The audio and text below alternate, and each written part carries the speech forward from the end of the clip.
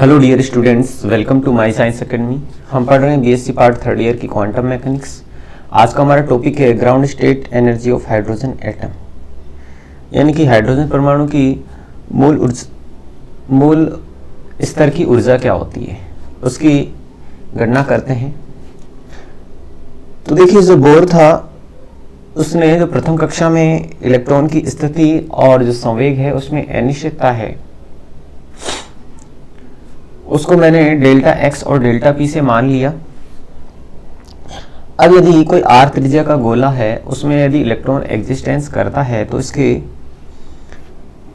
जो स्थिति में अनिश्चितता है वो इसकी त्रिज्या आर के बराबर होगी।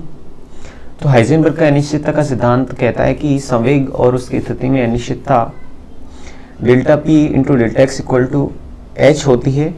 तो यहाँ से अगर मैं डेल्टा पी की वैल्यू कैलकुलेट करूँ तो आएगा एच अपॉन में डेल्टा एक्स, और डेल्टा एक्स को मैंने अभी माना डेल्टा एक्स को माना मैंने आर के इक्वल। तो ये इक्वेशन 1 आ जाती है मेरी यहां से। अब जो इलेक्ट्रॉन का जो संवेग है उसकी अनिश्चितता के इक्वल होना चाहिए। तो यहां से संवेग है h अपॉन में r की इक्वल होगा, इसको इक्वेशन हम 2 दे देते हैं। और जो इलेक्ट्रॉन की कुल ऊर्जा है वो उसकी गतिज ऊर्जा और उसकी स्थितिज ऊर्जा दोनों का योग होती है। तो इलेक्ट्रॉन की जो गतिज ऊर्जा है वो p²/2m होती है और इसकी स्थितिज ऊर्जा -ke² अपॉन में r होती है। अब इनकी वैल्यू हम इक्वेशन 2 में p की वैल्यू है मेरे पास संवेग की, उसको मैं इस इक्वेशन में पुट कर लेता हूं। तो ये आएगा इक्वल टू h² अपॉन में 2m r² - ke² अपॉन में r। इक्वेशन 3 आ जाती है मेरे पास। अब देखिए, जो परमाणु का मूल ऊर्जा स्तर है उसकी ऊर्जा न्यूनतम होगी, क्योंकि जो ग्राउंड स्टेट में जो परमाणु है उसकी ऊर्जा न्यूनतम होगी। तो इसके लिए जो प्रथम अवकलन है ऊर्जा का, इसकी त्रिज्या के सापेक्ष यानी डेल्टा ई अपॉन में डेल्टा आर, वो 0 होना चाहिए, जबकि इसका जो द्वितीय अवकलन है उसकी वैल्यू धनात्मक होनी चाहिए, यानी डेल2 ई अपॉन में delta R square equal to धनात्मक होना चाहिए। न्यूनतम ऊर्जा के लिए दोनों कंडीशन फुलफिल करना चाहिए परमाणु। तो डेल्टा ई अपॉन में डेल्टा आर की जो ई था उसका हम आर के रेफरेंस में अवकलन करें तो ये मेरे पास जो आर स्क्वायर था लास्ट इक्वेशन में, उसका अवकलन आर स्क्वायर ऊपर जाएगा, आर -2 हो जाएगा। और जब इसका हम अवकलन लेंगे तो ये -2 आगे आ जाएगा और -2 r, और इसका होगा -3। तो जब इसको हम नीचे लिखते हैं तो ये हो जाएगा 2r³, चूंकि r के रेस्पेक्ट में ले रहे हैं तो और बाकी चीजें कांस्टेंट है। प्लस यहां जो लास्ट इक्वेशन थी उसमें था -ke² अपॉन में r। तो जब r का लूंगा मैं तो r ऊपर जाएगा, r माइनस का हो जाएगा। अब इसका अवकलन आएगा कि जो -1 आगे आ जाएगा और r -1 तो ये होगा -1 अपॉन में r², यानी कि ये r² आ गया। अब यहां से अगर ये प्रथम अवकलन जुड़ने के इक्वल है तो यहां से r की वैल्यू मेरे पास आ जाएगी, r equal to h² upon में 2m r³। अब ये जो r की वैल्यू है इसका मैं आगे यूज करूंगा, इसलिए मैंने इक्वेशन ए दे दी इसको।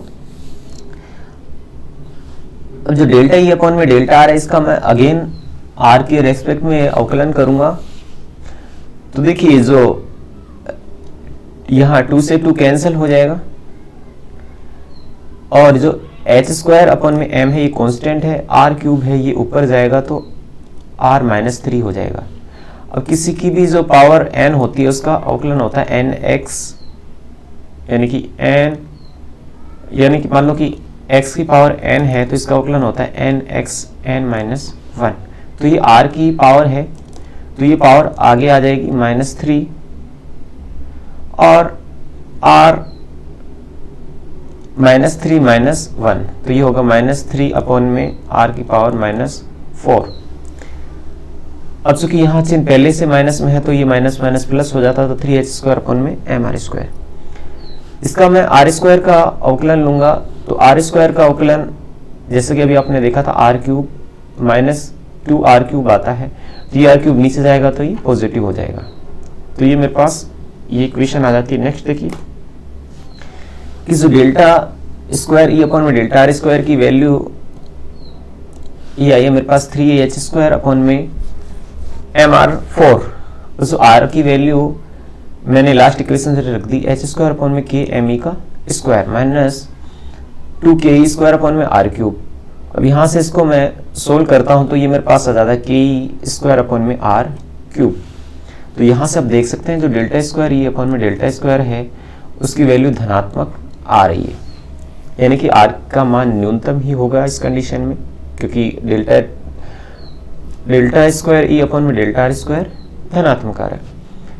तो जो बोर की जो प्रथम कक्ष की त्रिज्या है वो r इक्वल टू मैंने a ही मान ली।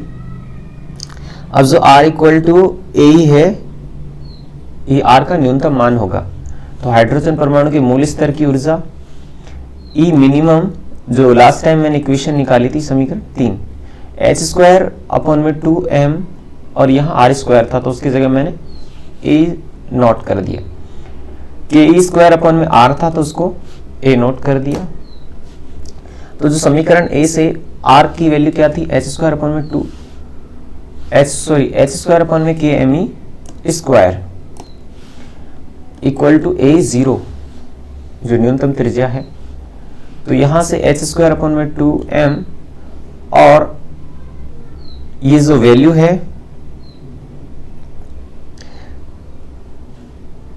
वो मैं रख देता हूं।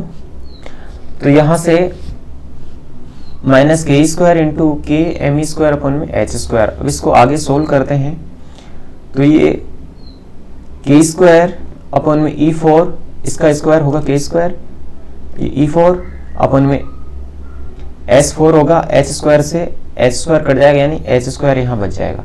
यहाँ से कॉमन m स्क्वायर अपॉन में 2 माइनस m इक्वल टू यहाँ से m/2 माइनस m होगा तो m/2 आ जाएगा। तो ये माइनस 1/2 के स्क्वायर me4 अपॉन में h स्क्वायर आ जाएगा इक्वेशन 4। अब k की वैल्यू 9 × 10 की पावर 9 होती है। इलेक्ट्रॉन पे जो चार्ज है 1.6 × 10 की पावर -19 कूलम होता है और जो h क्रॉस है उसकी वैल्यू होती है 1.054 × 10 की पावर -34 जूल इंटू सेकेंड। तो जो E मिनिमम है वो आ जाती है -2.174 × 10 की पावर -18 जूल।